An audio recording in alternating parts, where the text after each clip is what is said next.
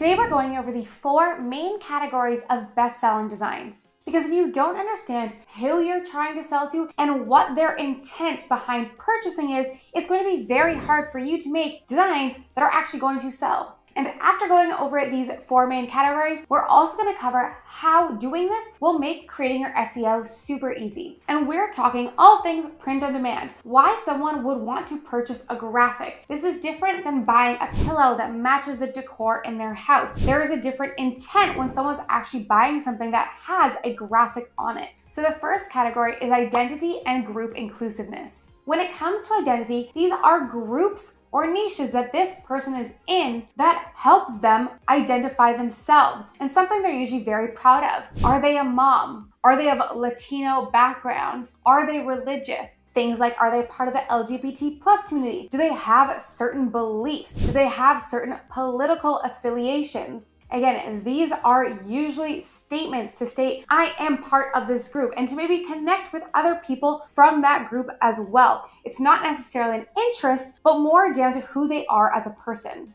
And kind of a subgroup under this, or it's pretty much still someone's identity, is their beliefs on social issues. So because this has to tie with people's beliefs a lot of the time, because that aligns with their identity, when movements are really popular, these types of shirts really kick off. Back when Me Too was talked about a lot, that was a few years ago, the Roe v. Wade shirts were really popular. Feminist rights, anytime there's a brand new movement or even just a movement or social issue that's ongoing, you're gonna find people who want to express their beliefs through a graphic design. Like this one here, which is doing really well, the vote as if, and then all of these kind of subcategories, but this is an identity shirt. It helps someone identify with their beliefs, meet new people, and tell people around them exactly what they believe to help identify themselves. And elections are coming up, so I can guess that a lot more of these sided shirts are going to come in. Again, helping people express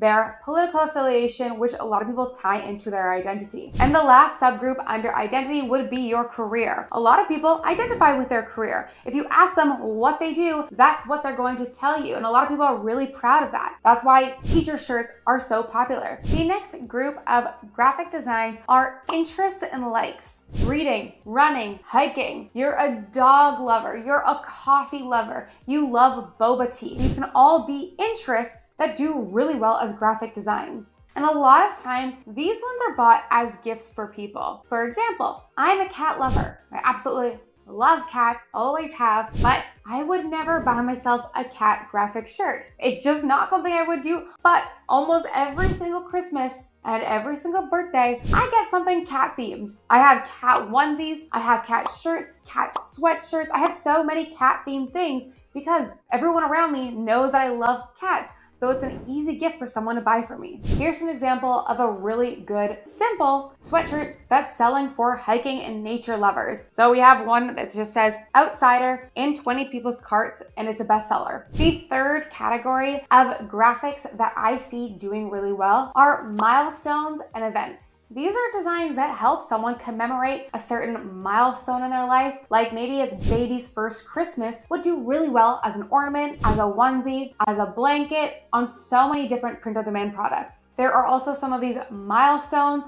or event shirts that are worn in the moment, like say a group camping shirt, sweatshirt, which I've seen do really well. Bachelorette trip shirts also have done really well on many different products. These are often things that, again, are either worn in the moment and or saved afterwards to commemorate a certain life point. If someone just acted in their first movie, maybe someone would get them a shirt customized and put the movie title, the date, to help this person celebrate. That's a perfect gift to get for somebody in a moment like that. If someone just finished their master's this year and they collect ornaments, that would be a great milestone ornament for them to buy for a friend. For example, we have this design right here where someone is able to personalize, putting the person's name, they put the location they're going to, and these will probably be worn during the bachelorette, but they are definitely not going to be thrown out after, and people are probably going to keep this so that they can look back on this moment whenever they wear this. We have a bunch of best-selling ornaments that, even though it's April, these are still selling on a monthly basis, but things that help people commemorate their first home. So if they just bought a home, they'll buy one of these ornaments and keep that as a keepsake. And the last category of best-selling graphics are aesthetics and nostalgia. The nostalgia kind of fits in with the aesthetics because nostalgia is kind of a vibe. Like right now, vintage is doing super well across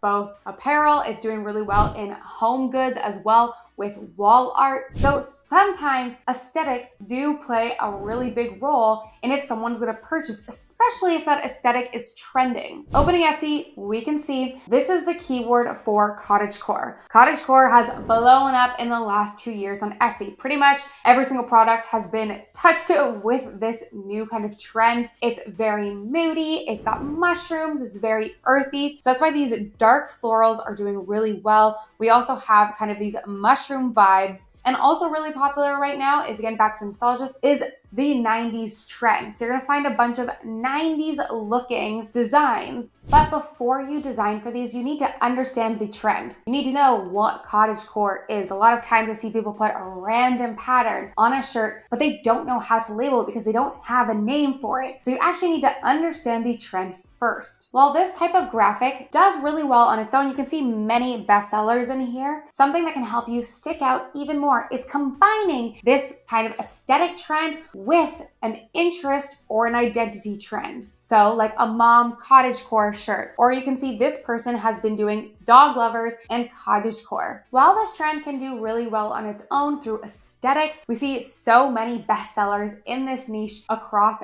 different products, and I guarantee this trend's gonna move on. Cottagecore has been really hot, but right now we also have vintage kind of 90s looking shirts that are really kicking in, but something that can help you stick out even more on top of just doing the aesthetics, combine that with an interest or an identity niche. So we see here, this person has been doing well creating dog cottagecore shirts. Their store also has a bunch of other niches with the main keyword being cottagecore. So they're combining a like along with an aesthetic to help them really stick out. In the last few months or so, this term called Coquette, I hope I'm saying that right, has been extremely popular. It's usually very pinky. It's got to do with a lot of bows. So in a lot of them, you'll see usually the main focus is pinks and a bow. So we can see this one is doing really well here. A lot of the best sellers kind of in this one have, just pictures of bows, different kinds of bows on them. But another thing you see being really successful is people combining with this aesthetic with things like mama niche, which is an identity niche. We have them combining things like this one here with books. We have a dog mom Coquette shirt. So here people are grabbing the Coquette and either just creating Coquette designs or they're combining it with another niche. So there we have our four. We have identity, interests, milestones, and aesthetic. And you need to know what identity you're going for before you start designing. You need to know what aesthetic trend you're designing for before you start. I've had people come to me saying they have zero clue how to market this design or whatever they created because they did not start with a buyer intent in mind. They found a few different graphics, a few different words, but never thought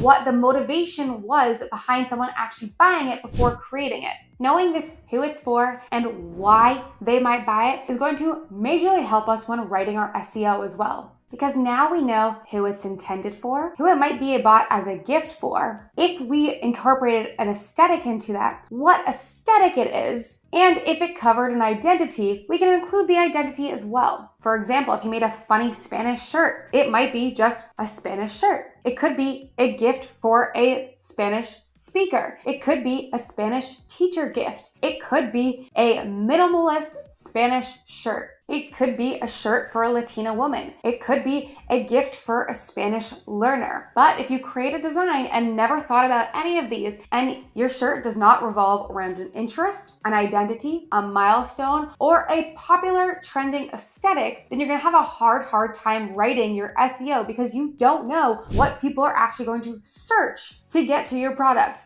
Your SEO, and when I talk about this, I'm talking about mostly titles and tags, need to be key phrases that you think think someone is actually going to type into the Etsy search bar. The more specific and more relatable that keyword is to what they search, the more likely you are to show up higher. And if you can't describe your design in a searchable phrase way, unfortunately, no one's going to be able to ever find what you designed. So before you design, I highly recommend just giving a quick thought as to which group your design falls into. And if you can't come up with a group, you can't come up with who would search this, who this would be a gift for, that's actually relevant. I hate the keyword gift for her, guys. It is not relevant to what your person wants. You're going to show up on page 1,000. This has to be specific. It can't just be a gift for girl. It should be a gift for a Spanish teacher, for example, gift for new cat mom. If you can't come up with that who, you can't come up with what aesthetic they're going to buy, what milestone they're buying for, without at least one of these, writing your SEO is going to be really, really hard. I hope that helps, guys. And if I missed any groups, or if you maybe have a keyword or a design that you don't know where it groups, or if it doesn't group, let me know in the comments below and I'll help you see if you can come up with some SEO keywords. But I'll talk to you next, guys, and thank you for watching.